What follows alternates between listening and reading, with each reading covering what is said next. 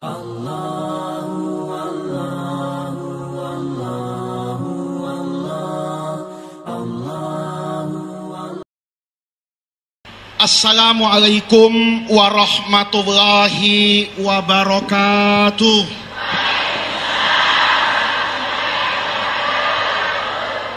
Bismillahirrahmanirrahim. Alhamdulillahi rabbil alamin. Wassalatu wassalamu ala asyrafil anbiya'i wal mursalin wa ala alihi wa sahbihi ajma'in, amma ba'du. Siang hari ini kita berkumpul di tempat yang baik ini untuk memperingati satu peristiwa yang sudah sering kita bahas, yang sudah sering kita dengar, yaitu peristiwa Al-Isra wal Mi'raj. Tadi qori kita itu sudah membaca bagian pertama dari surah Al-Isra yang dibuka oleh Allah dengan firman-Nya, Subhanalladzi asra. Kalau kita melihat di dalam Al-Quran, semua tasbih itu digunakan oleh Allah ketika membuka surah Al-Quran atau menuliskan ayat Al-Quran. Kalau belajar ilmu sharaf, ada ayat yang dibuka dengan fi'il madi, itu bunyinya sabbaha lillahi ma fis samawati wa ma fil ardi. Ada yang menggunakan fi'il mudhari, yusabbihu lillahi. Ada yang menggunakan fi'il amr, fasabbih bismi rabbikal azim. Semua itu menunjukkan dua hal. Kalau dia fi'il madi, sabbaha, maka menunjukkan di masa lalu. Kalau menggunakan fi'il mudhari dan fi'il amr, itu artinya di masa sekarang dan di masa yang akan datang. Kalau menggunakan masdar kayak yang ayat di surah Al-Isra, maka dia tidak berkaitan dengan dua hal. Tidak berkaitan dengan subjek pelakunya, tidak berkaitan dengan waktunya. Itu kata ulama menunjukkan bahwa subhana yang ada pada surah Al-Isra itu berbeda dengan semua tasbih yang Allah letakkan di dalam Al-Quran, karena dia bergantung kepada subjek pelaku orang yang bertasbih, dan dia berkaitan dengan masa kapan dia bertasbih. Tetapi subhana itu menunjukkan peristiwa yang luar biasa, peristiwa yang tidak ada duanya di dunia ini. Saya tentu tidak akan menceritakan Isra Mi'raj dari awal sampai akhir, karena saya yakin ibu-ibu muslimat pasti pernah mendengar cerita Isra Mi'raj. Ya, kalau ada yang tidak tahu berarti bukan muslimat, Bu. Ya, itu berarti penggemarnya sinetron Korea. Ya. Kalau muslimat tahu Isra Mi'raj seperti apa. Tapi yang ingin saya sampaikan kepada hadirin pada kesempatan hari ini, itu adalah firman Allah yang terkait dengan bagian terakhir dari surah An-Nahl, yang kemudian nyambung kepada ayat pertama pada surah Al-Isra. Ayat yang terakhir, kalau kita baca susunan Al-Quran itu, kita dapatkan bahwa ayat terakhir dari surah An-Nahl itu berbunyi, surah An-Nahl itu sebelum surah Al-Isra. Allah berfirman, innallaha ma'alladzina taqaw walladzina hum muhsinun. Bismillahirrahmanirrahim. Subhanalladzi asra bi'abdihi. Kata Allah, di surah An-Nahl yang terakhir, Allah itu akan selalu bersama dengan orang yang memiliki dua kriteria. Yang pertama, orang itu bertakwa kepada Allah. Yang kedua, orang itu selalu berbuat kebaikan di alam semesta ini. Kalau kita kemudian sambung janji Allah, ini kan innallaha ma'a. Ma'a itu kata orang Arab ma'iyah, kebersamaan. Ibu kalau dibersamai dengan suami ke pasar, itu kan merasa tenang kan, Bu? Kalau uangnya tidak cukup, ada uangnya siapa itu? Suami. Karena uang suami, uang ibu. Kalau uang ibu sendiri. Nah, gitu kan? Ini logikanya kaum perempuan itu. Kalau perempuan ke pasar, bawa suaminya, dia merasa ada ma'iyah. Kekurangan apapun, itu akan ditutupi oleh suami. Kalau ada orang berani menggoda ibu, karena ibu masih cantik misalnya, maka di situ ada suami yang menjaga. Ini namanya ma'iyah. Kita bisa bayangkan, Pak, kalau saya di Sidrap ini kemana-mana bersama Al-Mukarram Bapak Bupati, itu insya Allah saya aman, Pak Bupati. Mau bebek dengan sambal yang warna apa saja, itu kalau ikut Pak Bupati insya Allah bisa. Saya ikut ketua NU, dari semalam makan bebek dikasih yang sambalnya hijau terus, Bu, karena warna NU itu hijau. Saya tanya, apa ndak ada bebek PDIP di sini yang sambalnya apa itu merah? Kalau ikut sama Pak Bupati, saya minta bebek apa saja aman. Saya ditanya apa saja di sini, saudara siapa? Kalau saya bersama Pak Bupati aman. Saya buka kaca jendela mobil, saya katakan, kau tidak lihat Al-Mukarram ini bupatimu, lancar perjalanan saya satu Sidrap. Itu baru bersama bupati. Saya dulu, Bu, rumah saya itu bertetangga dengan wakil presiden Indonesia zaman Orde Baru, itu Pak Sudarmono. Saya dulu kecil itu nakal, Bu. Sekarang jadi kiai, ya. Tapi bukan syaratnya jadi kiai itu nakalnya harus kecil nakal, enggak juga. Saya itu dulu, Pak Bupati, saya itu tidak punya SIM. Sampai hari ini saya itu tidak punya SIM, Pak. Saya bilang sama Kapolda Metro Jaya, saya itu enggak boleh bikin SIM, Pak. Kok begitu? Kalau saya dikasih SIM, saya terima. Tapi kalau saya bikin SIM, hilang karomah saya. Jadi saya itu enggak punya SIM, Pak. Dulu sering ditangkap sama polisi itu. Rumah saya itu nomor 35A, rumah wakil presiden Pak Sudarmono itu nomor 44. Saya kalau ditangkap polisi dulu, itu saya tidak pernah takut, Pak polisi. Mohon maaf Pak Kapolres, mohon maaf. Ini contoh yang tidak baik, ini contoh yang tidak baik ini. Saya kalau ditangkap sama polisi, itu saya tidak pernah bantah polisi. Ditanya, mana SIM-nya? Saya kasih kunci mobil, saya kasih STNK-nya, saya bilang, maaf Pak, saya banyak urusan. Tolong antar kunci ini sama STNK, kalau urusannya sudah beres, ke Jalan Senopati nomor 44. Padahal itu bukan rumah saya, Pak, bukan. Wakil presiden juga tidak kenal dengan saya. Tapi nyebut nama Jalan Senopati nomor 44 dengan menyebut Jalan Cendana nomor 8 di era Orde Baru, itu menakutkan. Polisi itu langsung peluk saya itu. Jangan begitu, Dek, katanya. Jangan begitu, Dek, main tinggal-tinggal saja. Dikembalikan, Bu. STNK-nya, kuncinya, bahkan mobil saya itu dibukakan pintu sama polisi. Sudah, Dek, ayo terus jalan. Yang penting hati-hati, Dek, ya. Iya, Pak, beres. Kenapa? Dia takut saya itu keponakan wakil presiden. Karena lumayan saja lah, Pak, ya. Muka saya ini, Pak Bupati, ya, kalau ikut pilkada mungkin bisa menang, Pak, ya. Saya kalau misalnya ini dibawa ke studio, ya, oh, Bu, orang cantik sekarang itu ndak perlu dirawat, Bu. Yang penting diedit.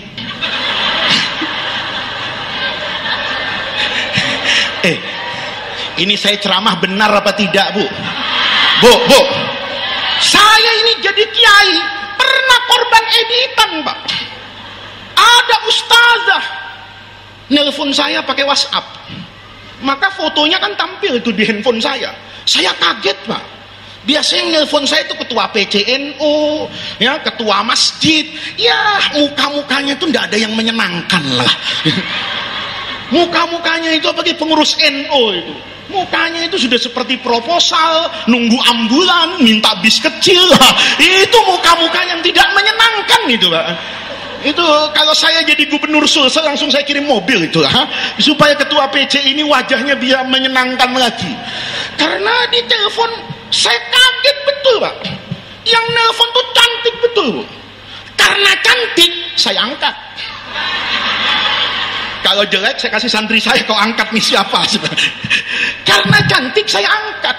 Ngomong, Pak Ustadz bisa ceramah di majelis saya. Karena cantik saya bilang bisa, Bu. Saya tidak lihat jadwal, nanti yang jelek saya undur saja gitu. Ini karena cukup apa ini cukup cantik gitu. Saya oke. Yaudah saya datang, acaranya masih 3 bulan, Bu. Ini ustazah setiap akhir pekan telepon saya, Pak. Pak Kiai jangan lupa, Pak Ustadz jangan lupa. Iya ya, akrab itu. Nanti Bapak kalau datang ingin makan apa, saya masakkan, pokoknya so akrab lah. 3 bulan, Bu. 1 bulan itu 4 minggu kali 3 12 kali dia telepon saya. Untung istri saya tidak tahu. Jadi setiap telepon dia itu saya bersihkan, Bu, karena ini berbahaya ini. Ini untuk kedamaian NKRI, ya, menjaga ya stabilitas keamanan dari Papua sampai Aceh, dari Miangas sampai Pulau Rote. Itu di handphone saya cepat saya hapus itu, Bu. Cuman sayangnya ini ada rekamannya. Nanti dikirim ke istri saya, repot saya balik ke Jakarta. Ini Bapak Ibu, begitu hari acaranya saya datang. Betul, ibu-ibu semua. Yang laki itu cuma saya sama Kori, yang lain itu perempuan. Ketika saya datang itu ada satu perempuan itu, bahasa Jakartanya tuh lenje, genit, ya, genit, dekat-dekat dengan saya, nyapa. Saya pikir ini perempuan siapa, baru kenal kok sudah seperti itu. Saya adem aja, saya biasa aja, merasa tidak kenal. Lama-lama dia tidak tahan, dia tegur saya, Pak Ustadz lupa sama saya. Saya berpikir siapa ibu, cuman untuk tidak menyakitkan hati perempuan, saya bilang, ibu saya mohon maaf, menurut dokter saya ini sudah harus pakai kacamata, mata saya ini sudah tidak benar ukurannya, tapi karena saya suka ke masjid pindah-pindah, saya khawatir kacamata saya tertinggal-tinggal. Jadi saya ini kalau ngelihat orang nggak begitu jelas, Bu. Padahal jelas saya lihat muka dia gitu. Ibu tadi bilang, Pak Ustadz lupa, saya Pak Ustadz yang sering telepon Bapak.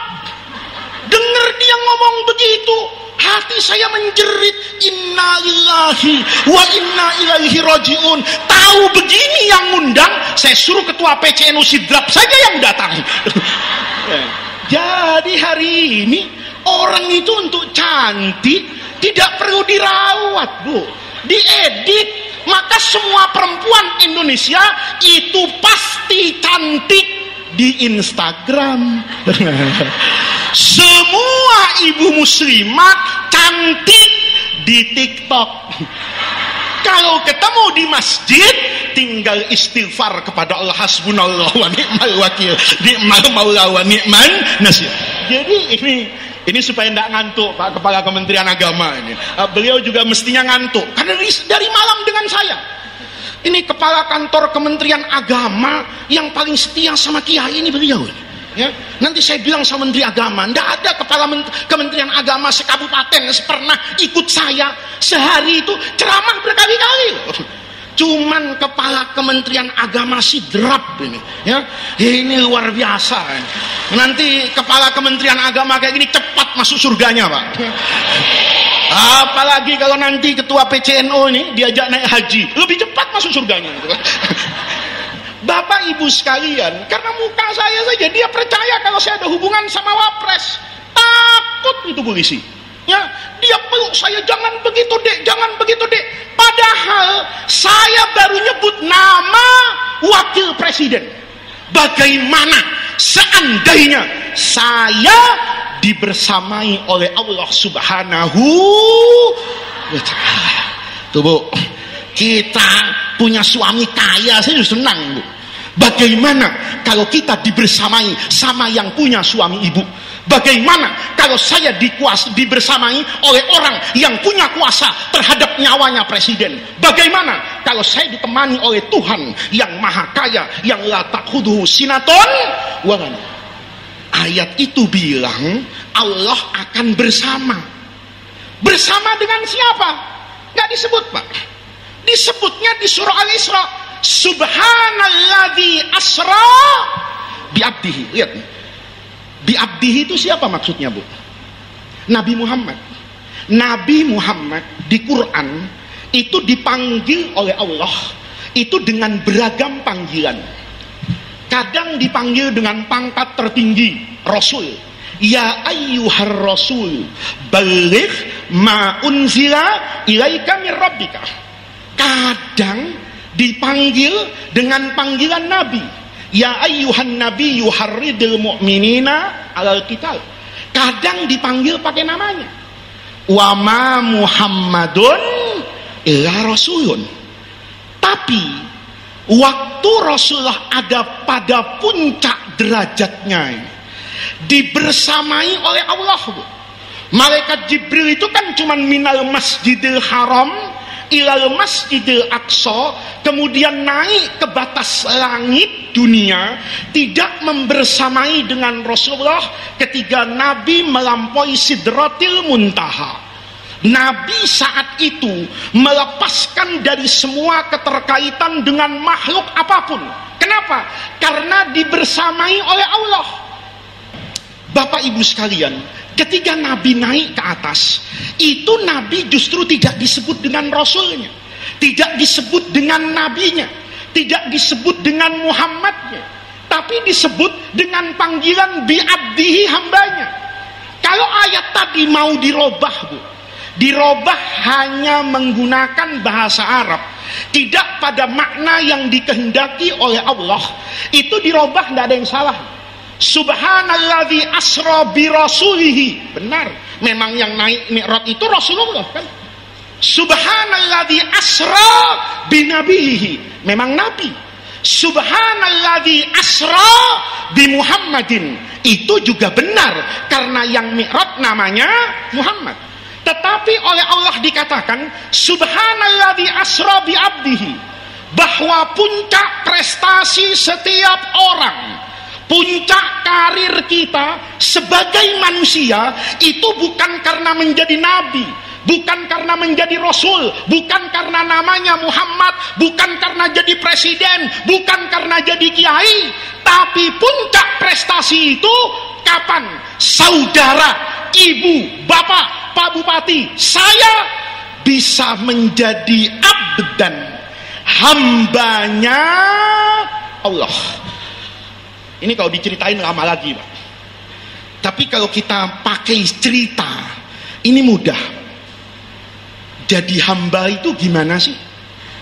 Jadi hamba itu semua manusia yang menghambakan dirinya kepada Allah pasti akan dibersamai oleh Allah. Menghadapi apapun pasti akan selesai.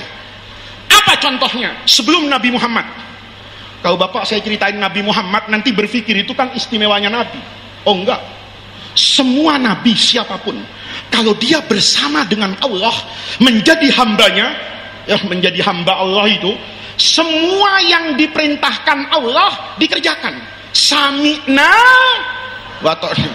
Kalau kita kan enggak sami'na wa ta'na Pak. Kita seringnya sami'na wa pikir-pikir. Agama dipikir lama itu. Suka-suka juga jadi Islam, tapi Islam Protestan, suka protes. Makan tempe protes, sendalnya hilang protes, masuk rumah sakit berapa banyak dari kita itu? Ya Allah, yang sholat saya, yang puasa saya, yang zikir saya, kenapa? Yang kaya orang lain. Itu namanya ibu sok-sokan di depan Allah. Berarti ibu merasa berbudi kepada Allah, ibu merasa memberi kepada Allah, padahal hamba itu adalah orang yang larut dalam ketaatan kepada Allah. Contohnya siapa, Bu? Paling gampang Nabi Musa. Nabi Musa itu, Pak, waktu mau lahir itu Allah ceritakan kisah yang indah di surah Ar-Ra'd itu. Nabi Musa itu waktu lahir, Bu, kata orang Jawa itu apes. Apa apes itu ya? Nasibnya nggak baik gitu. Waktu Nabi Musa mau lahir, Fir'aun itu mimpi, Pak. Mimpi dipatok ayam. Ya itu indah kalau buat. Fir'aun jadi Fir'aun itu, ya. Ini kan Fir'aun lagi viral nih kemarin, ya kan? Fir'aun itu, Pak, jadi Fir'aun itu bukan karena dirinya sendiri. Karena kalau pakai ilmu sosial politik, Fir'aun itu mencengkram semua sarana dan prasarana yang mampu mendudukkan orang itu pada puncak kekuasaan. Yang pertama, Fir'aun itu punya Haman. Haman itu, mohon maaf, bukan TNI, TNF, Tentara Nasional Fir'aun. Itu jenderal luar biasa. Fir'aun itu jenderal membangun yang namanya piramid. Mudah-mudahan bisa ke Mesir semua nanti, ya, asal sudah bayar zakat, ya. Ya, bapak-bapak sudah peduli sama janda-janda tua, ya. Kalau janda muda biar diurus oleh Basnas, ya kan. Kalau bapak yang ngurus jadi bertempur di rumah tangga, gitu, ya. Bapak kalau ke Mesir akan lihat bangunan piramid itu. Untuk ukuran dulu, piramid itu luar biasa. Kenapa? Fir'aun yang nyuruh Haman bangun gedung yang tinggi sampai ke langit. Kenapa? Kau sampaikan pesanku kepada Tuhannya Musa. Aku tunggu untuk berkelahi di Sidrap. Itu jenderal yang paling brengsek itu Haman. Kenapa? Berani nantang Allah. Itu Haman. Itu jenderal yang paling berani sujud di kakinya Fir'aun. Fir'aun didukung oleh siapa lagi, Pak? Oleh yang namanya Korun. Ini orang kaya paling terkenal. Buktinya kalau ibu di Sidrap nih, di belakang rumahnya gali-gali tanah. Nggak sengaja, begitu digali ketemu emas. Nggak banyak sih, 10 kilo. Ibu bilang harta siapa? Harta siapa? Harta Korun. Padahal Korun nggak pernah ke Sidrap. Tapi semua harta di dalam tanah disebut hartanya Korun. Itu orang kaya yang paling kaya, Bu. Itu sujud di kakinya Firaun. Yang ketiga Bal'am. Bal'am ini kiai hebat, tapi mazhabnya keluar dari NO. Kalau NO itu kan mazhabnya 4. Mazhab Hanafi ikut Imam Abu Hanifah, mazhab Imam Malik, ya Maliki itu ikut Imam Malik bin Anas al-Asbahi, mazhab Asy-Syafi'i ini Muhammad bin Idris Asy-Syafi'i, ini mazhab Hambali Ahmad bin Hambal. Ini mazhab 4, Pak. Bal'am itu mazhab kelima. Mazhab bahasa Jawanya mazhab Wani Piro. Bapak paham Wani Piro enggak? Wani Piro itu berani bayar berapa? Jadi kiai itu yang suka berubah-ubah dukungan pilkada itu mungkin ada keturunan Bal'am, Pak. Karena Bal'am itu, loh iya saya kan pidato untuk semuanya. Kalau Bapak enggak suka gampang kok, suruh turun saya sekarang.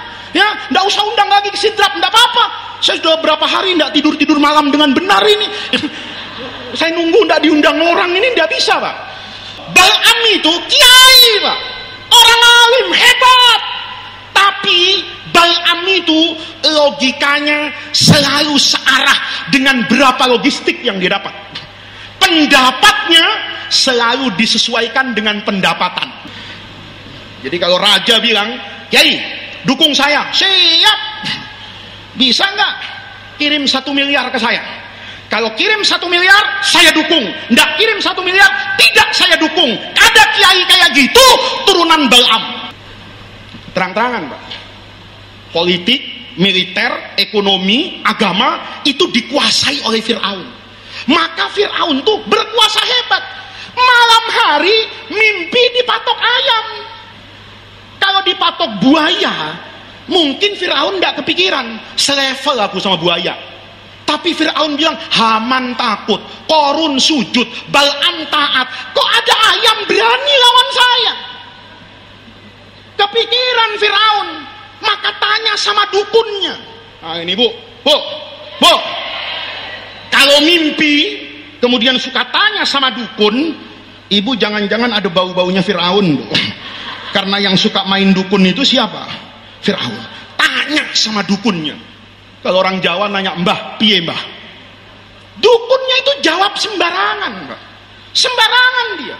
Tapi semuanya Allah buat benar, supaya nanti orang tahu siapapun yang berhadapan dengan hamba yang menghambakan dirinya kepada Allah, dia pasti kalah, dia pasti hancur sehebat apapun. Ngomong ini dukunnya, Tuan, malam hari ini lahir anak laki. Anak itu yang akan menghancurkan kekuasaan Tuhan. Fir'aun panik, langsung perintahkan, kalau sekarang mungkin ya, dengan menterinya itu, Pak Menteri, bikin edaran semua bayi laki-laki diapakan? Dibunuh. Termasuk siapa ini? Nabi Musa. Lihat, cara Allah menyelamatkan Nabi Musa itu hebat. Begitu ibunya ngelus perutnya, hamil nih bu, ya belum lahir nih, tapi ibunya ngerasa ini bayi laki-laki, ngomong, nak, hancur nak, kamu salah lahir nak, lahir mati. Turun malaikat Jibril, enggak mati. Kata ibunya Nabi Musa, gimana caranya? Pindah kau, jangan ada di Sidrap. Di Sidrap ramai orang. Ada polisi, ada tentara, ada faiz, ada muslimat, suka bergosip, ya kan? Suka apa itu? Suka nge-share di WhatsApp grup, ya. Nanti cerita-cerita kohan ketahuan. Lari kemana? Ke gunung. Perempuan kalau hamil, sukanya di kota apa di gunung, bu? Di kota, karena rumah sakit banyak. Kalau di gunung, siapa yang mau bantu ibu lahiran? Nggak ada. Tapi kata malaikat Jibril, kamu menghamba nggak sama Allah? Kalau Allah bilang ke kanan, kamu ke kanan nggak? Siap, kata ibunya. Pindah. Lahir menyepi Nabi Musa. Begitu lahir, Jibril datang lagi. Kata Jibril, bu, cepat atau lambat anak ibu ini nangis. Cepat atau lambat orang akan tahu di atas gunungnya ada anak laki-laki. Kata ibunya, gimana cara menyelamatkannya Jibril? Gampang, kata Jibril. Saya akan selamatkan, tapi sekarang wa auhayna ila ummi Musa an ardi'ihi, susui dulu bu. Ya, itu dalam banyak riwayat Nabi Musa itu disusui secara cepat sama ibunya. Jadi kalau bayi biasanya sudah sendawa. Apa sendawa? Sendawa itu bahasa Jawa. Kenyang, biasanya kan bayinya ditaruh bu.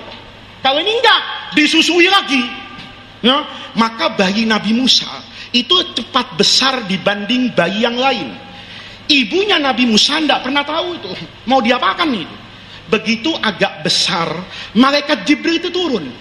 Fa idza khifti alaihi, bu, takut kan anaknya akan dibunuh sama Fir'aun? Iya Jibril. Mau nggak selamat? Mau. Ada syaratnya. Fa'alqihi fil yammi, buang di sungai. Ibunya Nabi Musa, samikna wa atokna. Coba ibunya Nabi Musa orang Sidrap. Dimaki-maki malaikat Jibril. Apa kau bilang?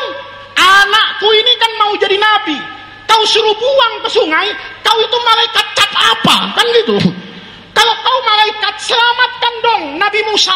Apa sulitnya buat Allah untuk menghancurkan Fir'aun hari itu? Tapi untuk keindahan cerita, kata malaikat Jibril, bu, buang anaknya di sungai. Kata malaikat Jibril, kalau ibu buang di sungai, nurut sama Allah, inna, kami radduhu, balikan ke pangkuan ibu, bukan cuman aman, bonusnya wajailuhu minal mursalin, kami jadikan apa itu? Nabi. Jadi syarat dari nabi itu dibuang bu. Nih kalau ibu punya anak, anaknya tuh buang ke pesantren, paham bu?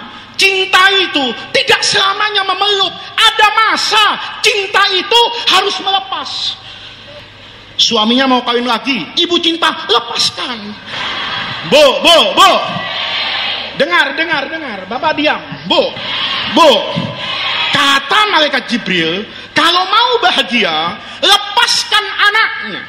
Karena bagian dari cinta itu tidak selamanya memeluk anak. Ibu kalau anaknya dipeluk terus, ndak akan bisa mandiri. Tapi kalau anak ibu buang ke pesantren, berpisah, nangis sekarang, ndak apa-apa. Untuk tertawa di masa yang akan datang, buang. Jadi bagian dari cinta itu lepaskan. Kalau bapak-bapak ini pulang Isra Mi'raj melihat ada yang lebih cantik dari ibu, kemudian Adinda, aku lihat tadi ada Fatayat. Andinda ini kan muslimat, sudah hampir expired lah kecantikannya gitu. Ini ada Ibnu masih cinta sama saya. Diapakan, Bu? Bu, dilepaskan apa kau ikat lakimu itu, ha? Apapun pokoknya ceritanya dibuang ini Nabi Musa. Lihat, Bu. Indah cerita ini. Nabi Musa dibuang di sungai. Allah bisikkan kepada istrinya Fir'aun. Untuk apa? Ajak suaminya ke tepi sungai. Kata istrinya, abang, pilkada masih lama lah. Tenang saja, abang. Abang sudahlah, nggak usah ngurus politik terus. Sekali-kali lah, abang, kita bermesraan sebagai suami istri ke tepi sungai. Terjadi, Pak. Fir'aun sama istrinya di tepi sungai. Pada saat yang sama, kotak bayi yang isinya Nabi Musa itu lewat. Begitu lewat, yang melihat itu istrinya Firaun. Kata istrinya Firaun, itu kotak apa ya? Bilang sama suaminya, abang, aku mau lihat kotak itu. Kata Firaun, untuk apa Adinda? Kotak itu kalaupun berisi uang, paling uangnya 1 miliar. Uang kita, kata Firaun, 1 juta triliun belum kita bongkar di gudang. Untuk apa ngurus recehan kayak gitu? Tapi lihat cerita indah dari Allah itu. Istrinya maksa, abang, kotak kayu tidak ada di depan saya dalam waktu 30 menit, nanti malam kau tidur di kebun.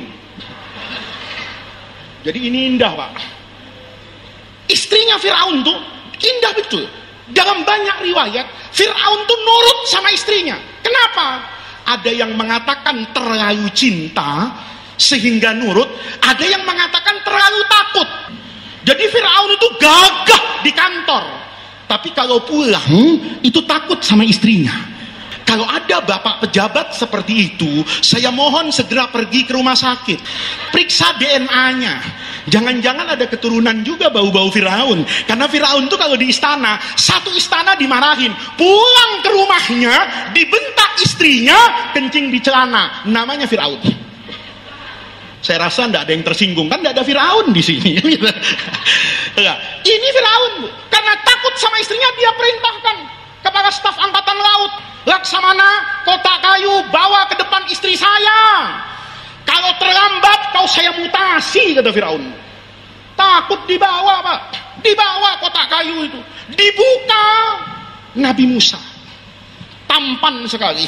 Firaun itu bukan politisi kemarin sore, bukan politisi ecek-ecek yang setiap musim pilkada, ya, pileg, itu mukanya ada di setiap pohon, tapi tidak pernah kita jumpai di kantor dewan.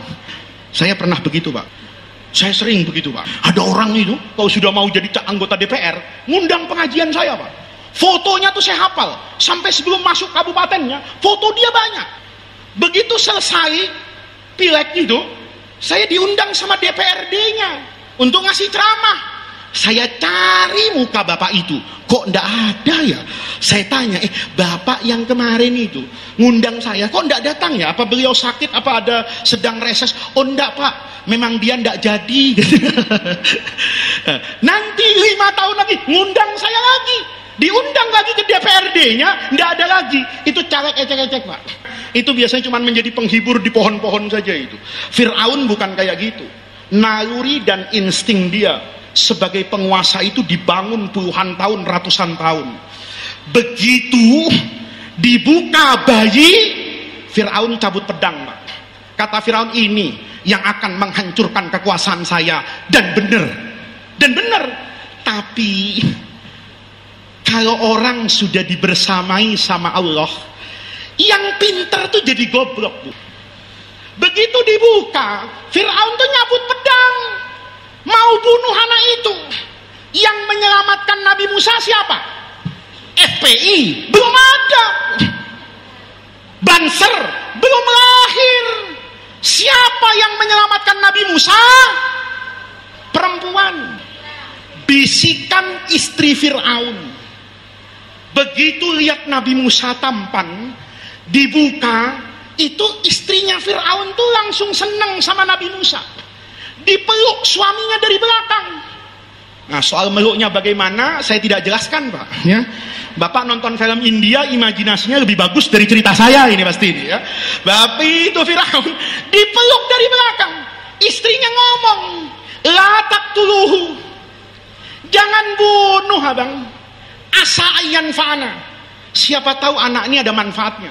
Karena Fir'aun itu jadi pejabat kacau, Pak. Dia tidak akan mengeluarkan kebijakan kecuali kebijakan itu menguntungkan kepada Fir'aun. Itu kebijakan Fir'aun. Asa ayyan fa'ana. Tapi bukan itu yang dimaksud, Pak. Yang dimaksud itu yang kedua, au nattakhidahu walada. Ini mohon maaf, istrinya Fir'aun sedang memainkan perasaan yang tersembunyi di dalam diri Fir'aun yang bertahun-tahun berusaha dia tutupi dengan kekuasaan dan harta. Apa itu? Fir'aun ditakdirkan oleh Allah itu akim. Akim itu bahasa Arab, bahasa Indonesianya itu mandul, ndak bisa punya anak. Maka istrinya bilang, bang, ini anak tampan, kita angkat jadi anak. Abang dipanggil presiden tiap hari, dipanggil raja tiap hari, dipanggil panglima tiap hari, tapi seumur hidup belum ada yang manggil abang itu ayah. Apa abang tidak kangen ada anak tampan memanggil ayah di rumah? Lihat, hebat kan cara Allah menyelamatkan Nabi Musa? Itu Fir'aun yang pinter dibisikin begitu sama istrinya, jadi goblok. Semenjak itu sejarah mencatat banyak laki-laki pintar dibisikin sama istrinya jadi bodoh. Betul kan? Fir'aun tuh enggak bodoh, Pak. Seandainya dibunuh hari itu selesai, Pak. Enggak ada kisah Nabi Musa sama, enggak ada, bunuh selesai. Tapi bisikan istri itu dahsyat, Pak. Ketua NU hati-hati juga. Sama, saya juga hati-hati, Pak. Saya itu setiap hari banyak ketemu muslimat. Makanya saya kalau ketemu muslimat itu selalu sarungan. Saya kalau pakai sarungan begini, kan ibu-ibu tidak berani dekat-dekat dengan saya. Dekat-dekat dengan saya bacakan Yasin Fadilah, Bu, ya kan? Perempuan itu dahsyat. Itu ceritanya. Enggak jadi, Bu. Enggak jadi itu. Pedang yang sudah siap bunuh dimasukkan sama Firaun. Ngomong Firaunnya sama istrinya, benar. Angkat jadi anak. Itu yang ngangkat Nabi Musa dari kota itu Firaun. Diangkat, dicium seperti seorang laki-laki yang merindukan anak puluhan tahun. Dia cium dengan penuh kasih sayang seorang bapak. Apa kata Quran? Faltaqatahu alu Fir'aun, yang mungut Fir'aun. Kenapa? Sepintar apapun Haman, kata Quran, sepintar apapun Fir'aun, mereka kalah dengan Allah Subhanahu wa ta'ala. Lihat nih, cerita kau diterusin indah. Dipungut sama Firaun, diajak main, Bu, ke pasar kemana. Nabi Musa ketawa-ketawa senang, namanya dari hutan ke kota. Tapi lama-lama bayi Musa nangis. Kenapa nangis? Haus. Begitu haus nangis. Kata ajudannya, kenapa nangis ini? Haus, Tuan. Pasti minta minum. Namanya raja, dia telepon semua toko, Alfamart, Indomart, mudah-mudahan nanti NO-Mart, ya kan? Mudah-mudahan, ya. Saya datang ke Sidrap sudah punya NO-Mart. Kan begitu. Jadi NO itu semangat, punya NO-Mart nanti. Mudah-mudahan punya hotel, ya kan? Nah, itu hebat. Punya NO-Mart, semua ditelepon sama Firaun. Anak saya mau susu, disiapkan, Bu, susu kaleng itu, Bu. rasa vanili, coklat, ya kan? Rasa apa lagi, Bu? Semuanya disediakan dengan botol-botolnya. Diantar ini Firaun ngantar anaknya, ayo nak, ini susunya, ayo minum. Kata Jibril, jangan, itu susunya sapi. Kalau diminum sama engkau Musa, nanti kau jadi nabi suka nyeruduk. Itu susunya bandot. Nanti kau jadi nabi, nafsunya nggak bisa dikendalikan kayak bandot. Tidak mau minum. Nabi Musa itu nangis tapi tidak mau minum. Firaun bilang, nak, mau apa nak? Kata pas pampresnya, kata ajudan rajanya, ndak mau mungkin susu sapi. Maunya apa? Susunya ibu-ibu. Kan bener toh? Masa saya bilang susunya bapak-bapak? Anda bohong saya pidato. Bapak saja yang pikirannya kemana-mana. Kita ini ngaji, jangan terlalu dalam mikirkan susu. Nanti kalau pulang cari susu masing-masing, gitu loh. Ini bener kan? Kata yang Tuhan, nggak mau ini susu binatang. Maunya apa? Susu ibu-ibu. Sama Firaun dikumpulkan, Pak. Pengumuman, semua ibu-ibu yang punya susu kumpul di Islamic Center. Wah. Diperiksa, Pak, sama kepala dinas kesehatan. Siapa susunya yang paling sehat? Ada nenek-nenek datang, tidak bisa.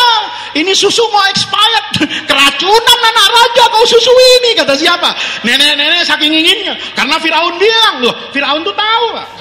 Ibu-ibu nih, susunya bagus kalau perasaannya enak. Jadi kalau bapak nih lihat ada ibu nyusui, bayinya nendang-nendang nggak tenang, itu banyak punya hutang biasanya.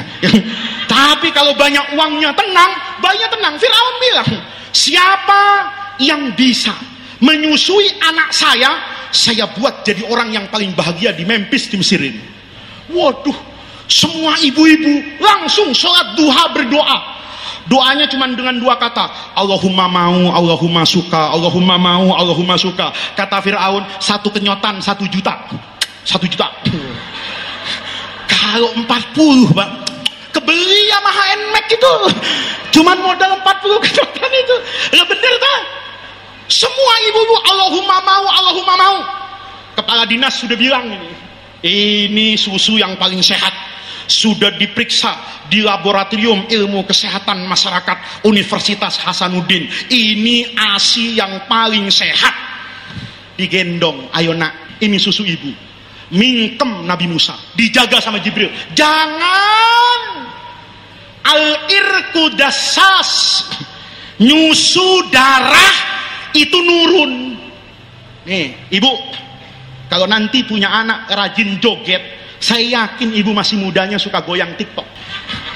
Kenapa? Al-irku dassas, nurun. Jadi kalau kita itu mau punya anak soleh gampang kok. Kita jadi orang soleh. Kalau ibu mau punya suami soleh gampang. Ibu jadi perempuan solihah. Mingkem ini Nabi Musa ini. Ini nak, nggak ada. Panik, Bu. Lihat nih. Saat itu ada satu kebodohan, Pak. Saudaranya Nabi Musa yang perempuan itu disuruh sama ibunya ngikuti Nabi Musa yang dibuang. Dia akan bermuara kemana kau ikuti nih saudaramu. Adik kakak perempuannya ini, kakak sepupunya ini nggak tega lihat Nabi Musa itu kehausan. Karena nggak tega, dia salah ngomong ke Firaun tuh. Diabadikan dalam Quran itu. Hal adulluka ala bahri baitin yakfulunahu. Firaun, mau tahu enggak? Ada perawat bayi hebat. Asal dia yang merawat, semua bayi mau nyusu dan tenang. Kata Firaun, bawa. Waduh, ada di Manado. Firaun telepon sama Garuda. Kau bawa itu ibu-ibu ke Sidrap sekarang. Setengah jam tidak sampai, kau saya mutasi untuk bawa becak. Kata Firaun. Datang perempuan itu. Kata Firaun, ini orangnya. Iya, dikasih bayi Nabi Musa, bukan saja mau, langsung doyan ngenyot. Kenapa? Kenapa? Ibunya aneh lagi goblok, Pak. Gobloknya di mana? Coba lihat. Dia ngumpulkan ibu-ibu di Sidrap. Berkumpullah ibu-ibu yang punya ASI sebanyak 10.000. Berarti kan ada 20.000 susu. Ya, enggak, ini saya ceramahnya bener, Pak. Nanti saya ceramah Bapak enggak paham. Ibu-ibunya ada berapa? Ibu-ibunya ada berapa? 10.000. Berarti kalau perempuan ada 10.000, ada berapa kaleng susu? Ya enggak. Ini pikirannya kotor sih gitu loh. Padahal saya ceramah benar kan? Benar nggak saya ceramah? Ibu mau punya susu 1? Nggak mau. Ibu mau punya susu 3? Nggak mau. Memang 2 takdir Allah. Ada perempuan 10.000. Susunya?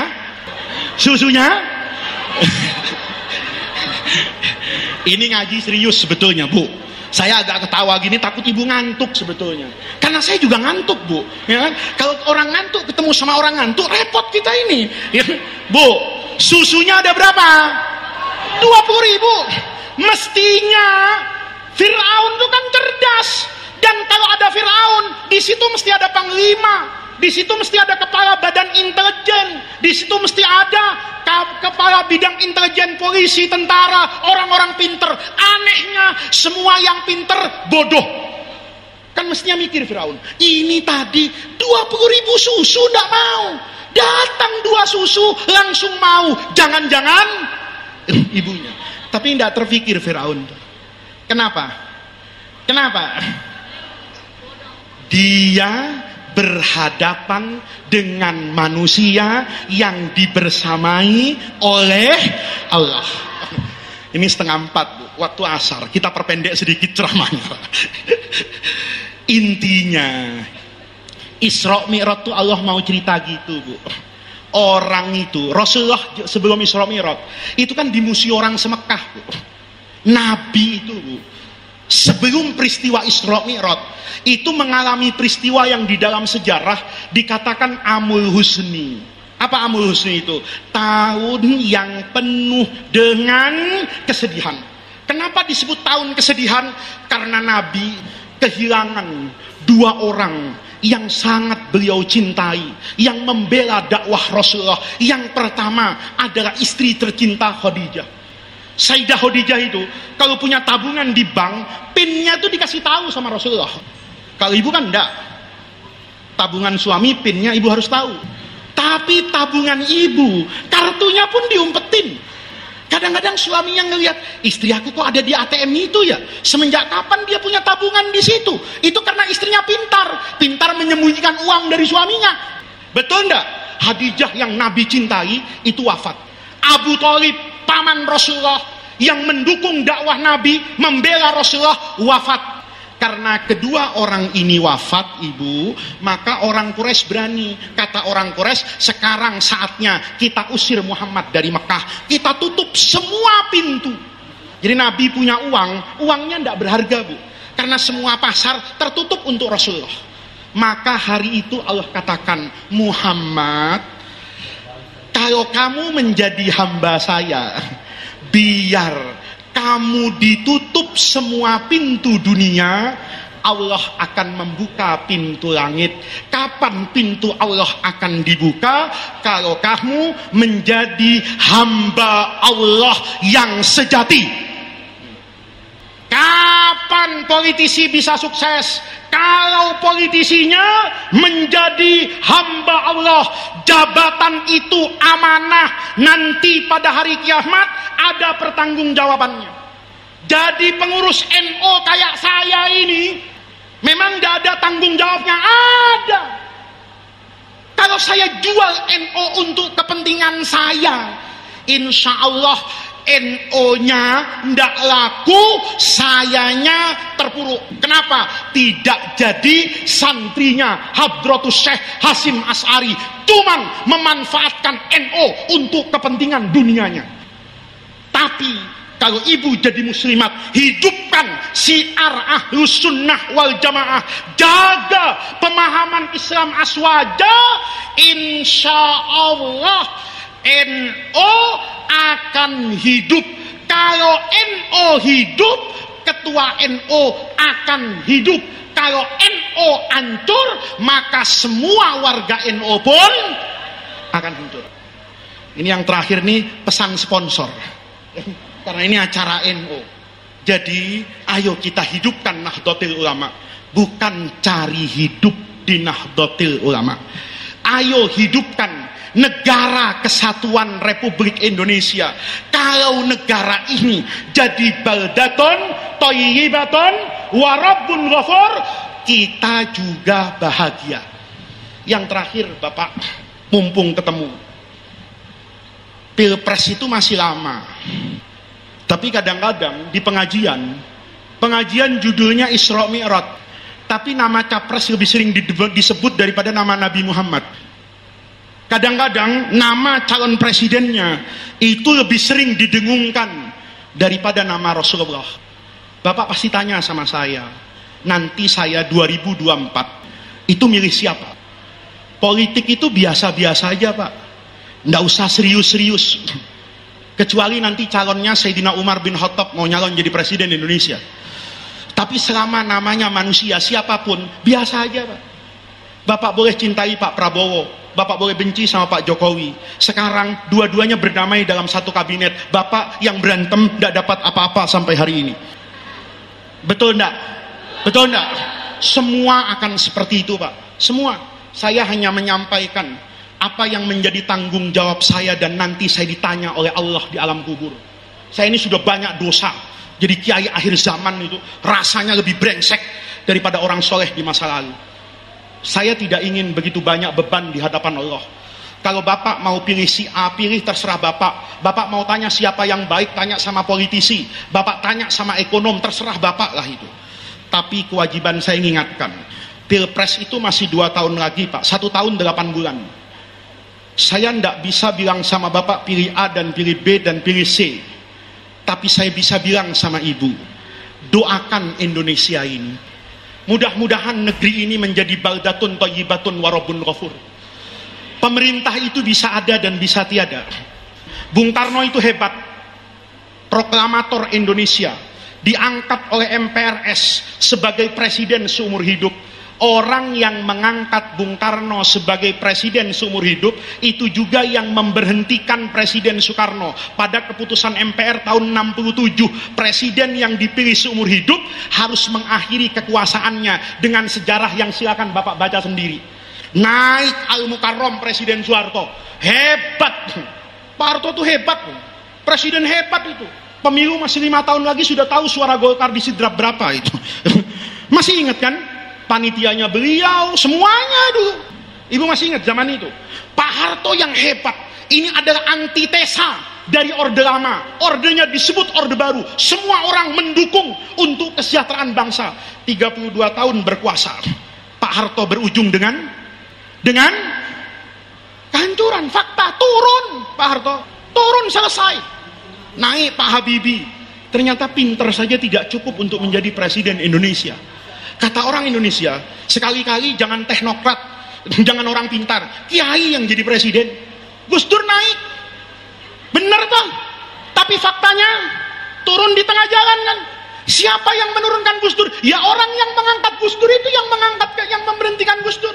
Itu politik, tidak ada cinta abadi, yang ada kepentingan. Turun Presiden Wahid. Kata ibu-ibu, negara ini tidak pernah beres karena yang ngurus laki-laki. Nggak tahu harga cabai, nggak tahu harga beras. Betul? Naik presiden perempuan, puas? Enggak. Oh, ini presiden begini.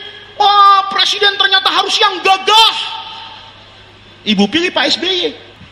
Kenapa? Sekali-kali punya presiden tampan dan gagah. Waktu Pak SBY berkuasa, ada demonstrasi enggak? Ada. Sampai kerbau, masih ingat Pak? Kerbau ditulis di HI Pak SBY. Itu fakta. Pemimpin yang dicintai di awal itu tidak ada cinta yang abadi. Selesai. Kata bangsa Indonesia, ini kita butuh pemimpin yang agak kurus, makannya ndak banyak. Itu fakta. Itu fakta. Apa saya menjelekkan orang? Enggak, saya cerita semuanya. Semuanya senang, salam 2 jari. Hari ini pasti ada yang kecewa. dukung Pak Prabowo, mati untuk Pak Prabowo. Tahu-tahu jadi menteri ndak pamit sama pendukungnya. Itu kayak ibu-ibu naik motor itu, belok ke kanan, sennya ke kiri. Orang pikir dia mau ke kiri, ke kanan dengan Sandiaga. Betul ndak? Itu tanggung jawab saya di akhirat. Maka menghadapi pilpres, saya cuma pesan satu sama ibu. Nanti malam jam 3 malam itu waktu yang terbaik untuk berdoa. Wabil asharihum yastaghfirun. Ibu sujud panjang, bapak sujud panjang. Ya Allah, jadikan negeri Indonesia negeri yang baldatun thayyibatun wa rabbun ghafur. Siapa presidennya? Kalau ternyata Pak Jokowi bisa membawa bangsa ini menjadi baldatun thayyibatun wa rabbun ghafur, mudah-mudahan terpilih sampai 10 periode. Kalau ya Allah, negeri ini akan menjadi negeri yang kau ridhoi, karena Prabowo yang jadi presiden, mudahkan jalan Pak Prabowo untuk menang Pilpres 2024. Kalau negeri ini akan beres dipimpin oleh Pak Ganjar, ya Allah, mudahkan Pak Ganjar menang mutlak 1 putaran di Indonesia, asal negeri ini menjadi baldatun thayyibatun wa rabbun ghafur. Kalau Pak Anies yang bisa membawa, sebut semua namanya Bu, ini sampai maghrib tidak selesai saya ceramahnya ya. Kenapa? Harus menyebut nama semua orang. Itu namanya doa. Kalau menyebut nama itu bukan doa, itu bukan kiai, itu tim sukses. Bedakan doanya kiai dengan doanya kiai merangkap tim sukses. Kalau doanya kiai, dia akan sebut semuanya, karena dia tidak punya kepentingan kepada pribadi calon presiden. Dia cuma punya kepentingan kepada NKRI, kepada UUD 45, kepada Pancasila, kepada ajaran agama yang harus hidup di tanah yang berdasarkan Pancasila ini. Selesai tanggung jawab saya. Nanti di akhirat saya tidak dibawa-bawa dosa Bapak. Nanti kalau Bapak coblos orang, jangan bawa-bawa saya. Saya tidak pernah bilang begitu. Nanti Bapak istikharah, minta petunjuk 1 tahun sebelum Pilpres, doa Allahumma ingkana Jokowi, ingkana Prabowo, ingkana Anies, ingkana Erik, ingkana Hovifah, ingkana Anies, ingkana Ganjar, ingkana sampai ingkana ketua NO, ingkana Katib Surya NO, dia yang mudahkan jalannya. Aman negara? Aman negara? Pak, politik Islam itu penting, tapi ibadah Islam itu lebih penting. Berteriak mendukung orang baik itu penting, tapi lebih penting lagi mendoakan negeri ini untuk menjadi negeri yang baik. Ini yang bisa saya sampaikan pada kesempatan yang baik ini. Saya Pak Bupati, terima kasih. Selama di Sidrap saya selalu merasa bahagia. Saya tadi sudah telepon istri saya. Istri saya itu orang yang selalu peduli dengan kesehatan suaminya. Jadi kalau makan, saya itu diingatkan sama istri saya. Tapi saya minta kepada istri saya untuk memberikan dispensasi atas kepulangan saya dari Sidrap. Karena saya sendiri merasa beban badan saya udah besar Bu. Ya, di Sidrap tambah besar. Kenapa? Makannya luar biasa Pak. Saya baru tahu di sini itu ada sarapan dan ada makan pagi. Saya enggak pernah Bu diundang orang sarapan ya sarapan. Saya tadi nyesel di masjid itu Pak Bupati. Saya ngambil roti 3. Saya pikir habis itu ke kantor Kementerian Agama. Tahu-tahu diajak makan bebek hijau, bebek NO itu. Pagi-pagi. Saya tanya, kan kita sudah sarapan. Itu sarapan Pak. Orang Bugis bilang, ada sarapan, ada makan pagi. Luar biasa masyarakat Sidrap. Saya tahu itu cinta kepada ulama, cinta kepada Nahdlatul Ulama. Mudah-mudahan Allah jadikan jam'ana hadza jam'an marhuma wa tafarruqana min ba'dihi tafarruqan maksuma. Mudah-mudahan negara Kesatuan Republik Indonesia yang berdasarkan Pancasila dan Undang-Undang 45 ini tetap tegak berdiri. Umat Nahdliyin bisa beribadah dengan tenang, umat Islam bisa beribadah dengan tenang, hidup berdampingan dengan semua anak bangsa, menjaga uhuwah Islamiyah, menjaga uhuwah Nahdliyah, menjaga uhuwah Watoniyah, menjaga uhuwah basariyah. Rabbana atina min ladunka rahmah wa hayyi lana min amrina rasyada. Allahumma la tahrimna khaira ma indaka li syarri ma indana. Kurang lebihnya saya mohon maaf. Wallahul muwaffiq ila aqwamit thariq. Wassalamualaikum warahmatullahi wabarakatuh.